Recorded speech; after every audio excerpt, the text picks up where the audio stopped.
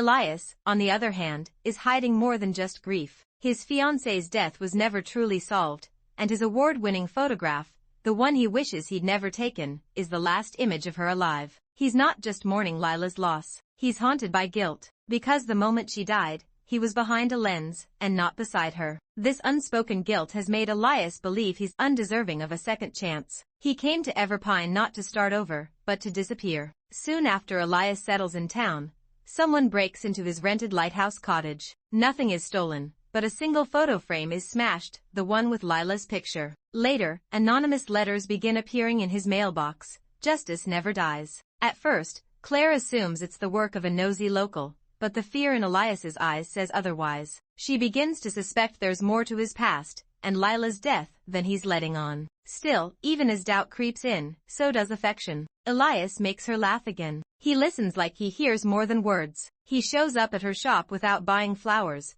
just to help sweep the floor or make coffee. They grow close. Claire's late husband Nathan?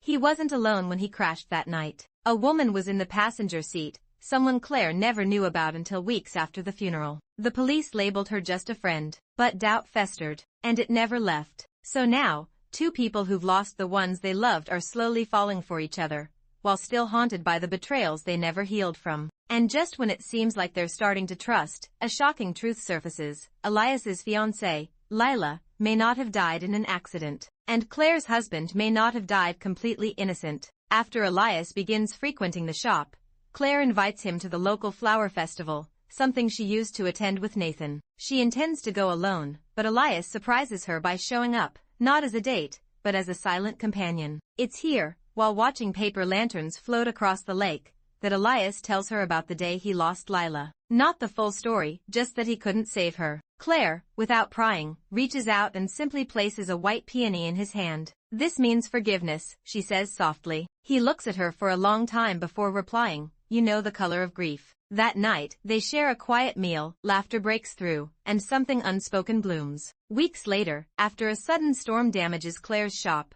Elias shows up to help her rebuild. They spend 2 days together, repainting walls, repairing shelves, cooking meals. During a candlelit evening after a power outage, they dance, awkwardly at first, then intimately. It ends with a kiss. Tender, hesitant, but electric. The next morning, Elias is gone. No note, no explanation. When he returns days later, he tries to explain, "I've done things I can't undo. I don't want to ruin what's good in you." Claire slams the door in his face, but her heart breaks as it closes. Elias finally opens up fully. He confesses that Lila's death wasn't just a tragic loss, it was part of